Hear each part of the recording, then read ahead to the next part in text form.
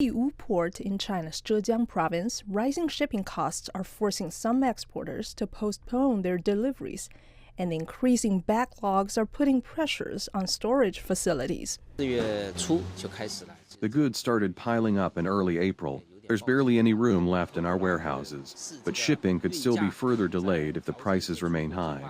The products are stacking up in front of our factory. I even bought some containers to store the furniture to protect it from the rain. The containers have become hard to get items, so without enough containers, the shipping could be postponed for a week or even 15 days. Our company has paid 1 or 2 million yuan for the storage of the backlogged goods.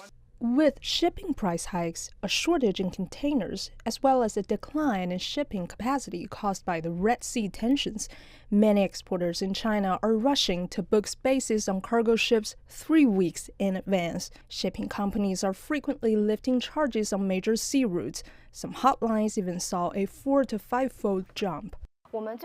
Our shipping price index for May rose 13% compared with the previous month. The inflation has been accelerating over the past 3 weeks.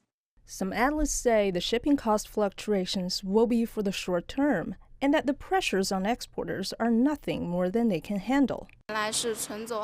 So we just switch from the express service to ordinary cargo ships, longer shipping time for lower cost. As for storage, we could ship some goods to overseas warehouses first and then transfer them to the final destinations. To fend off risk, some trade companies are shipping out goods originally scheduled for the second half of the year. The shipping cost problem is estimated to remain for 2 or 3 more months. On the bright side, I think that would help extend this year's busy season for us. 高颂雅、徐雨梦 CGTN。 Let's now delve further into that report with Captain Rahul Khanna. He is the global head for marine risk consulting at Allianz Global Corporate and Specialty. Great to have you on the show with us, Captain. Now, let's just delve into the findings in that report, because it says while shipping losses are down from the year 2022, analysts are still saying that the speed and the extent of the industry's changing risk profile is still quite concerning. So what do you make of that? Explain to us why this is so.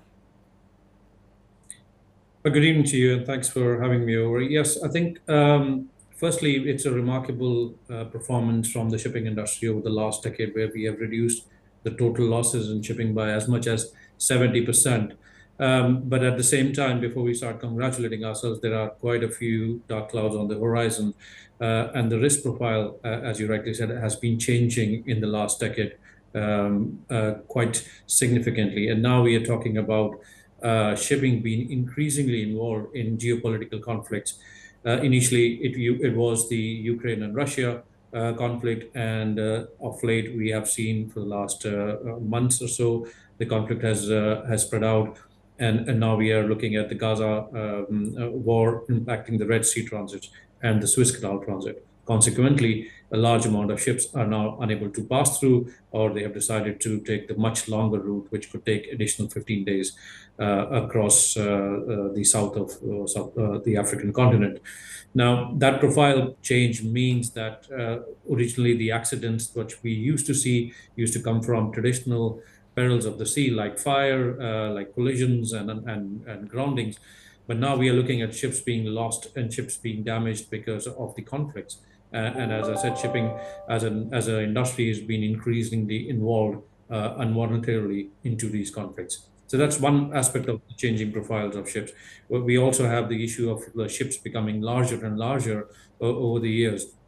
We have seen as much as 1,500% increase in the size of container ships in the last few decades.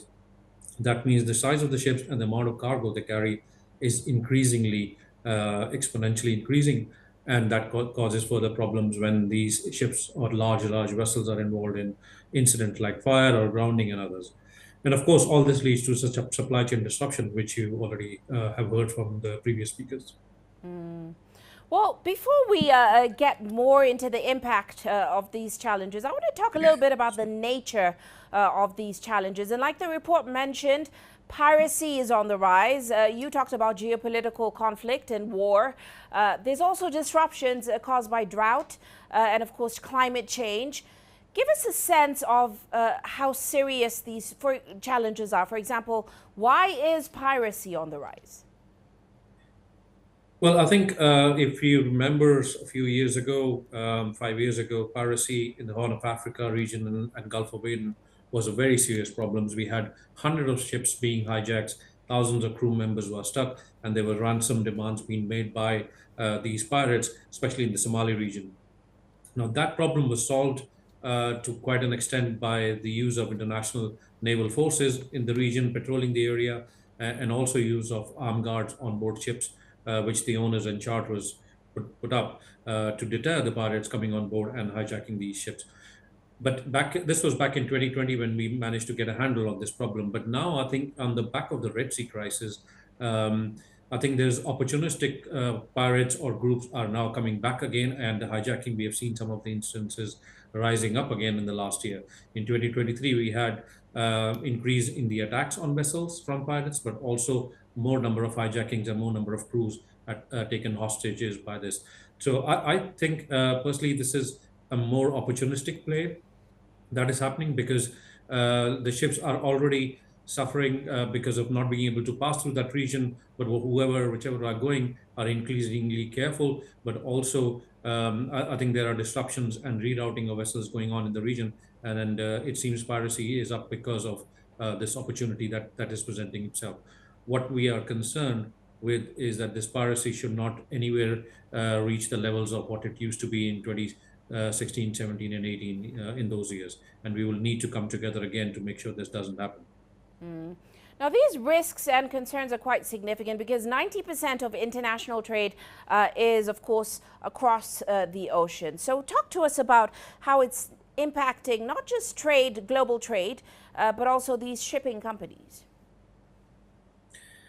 I think the problems that we are facing today, typically arising from the Red Sea conflict and the larger vessels and the incidents that we are having, there is a direct impact on prices of goods being transported or traded across the world on these ships, but also it has an impact on inflation. Some of the estimates that our sister organization Allianz Trade has done show that as much as 30% of global container trade passes through the Red Sea, which now a large amount of that trade is being rerouted and taking as much as 15 days longer. But it also has a cost effect on the goods because the ship owners are spending a lot more per goods on these ships to reach their destinations. So that means there is an impact and the shortage of goods coming across from different parts of the world, typically from the manufacturing hubs of China, Indonesia, Malaysia, and those regions going up to Europe and Americas. So there's definitely a shortage of goods. There's a shortage of space on board the vessels. There is shortage of containers, which usually come back empty from a lot of these places due to reverse logistic, and that they are not able to move in time. And we heard from some of the previous people saying that their costs have increased, the shipping costs have increased 4-5-folds now in certain sectors. So that's one clear impact that is happening.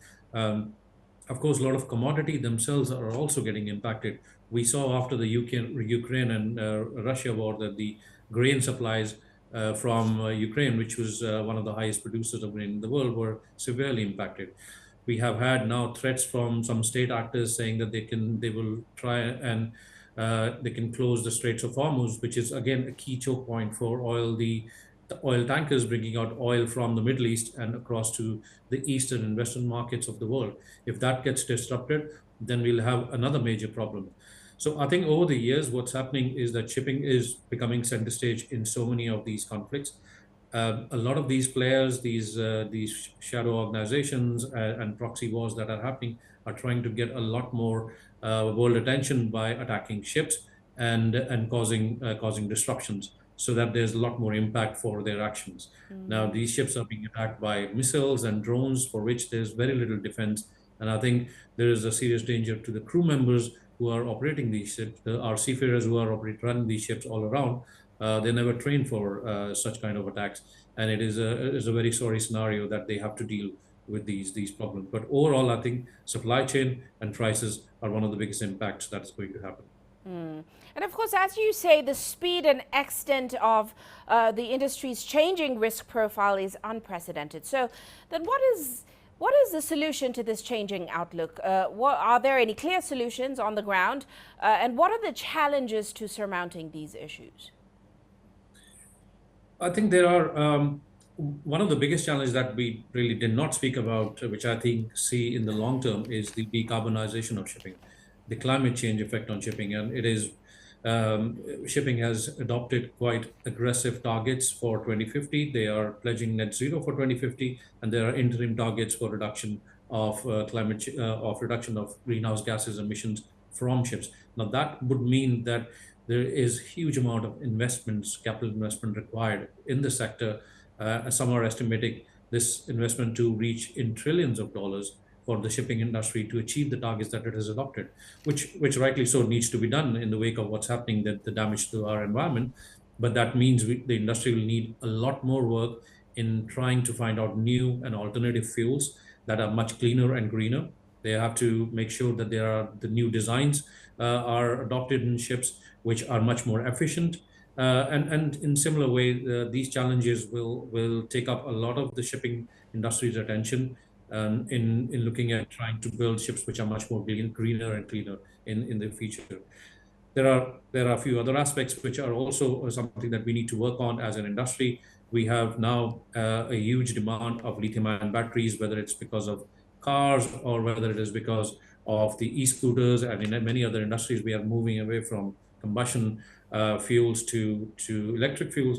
That will mean that the lithium-ion batteries, which are a bit of a problem if they are not manufactured correctly because of fire issues. We have seen so many of them, and we have lost a few ships in the last few years because of fires originating from lithium-ion batteries as well. So that's another problem that we are dealing with, and many others.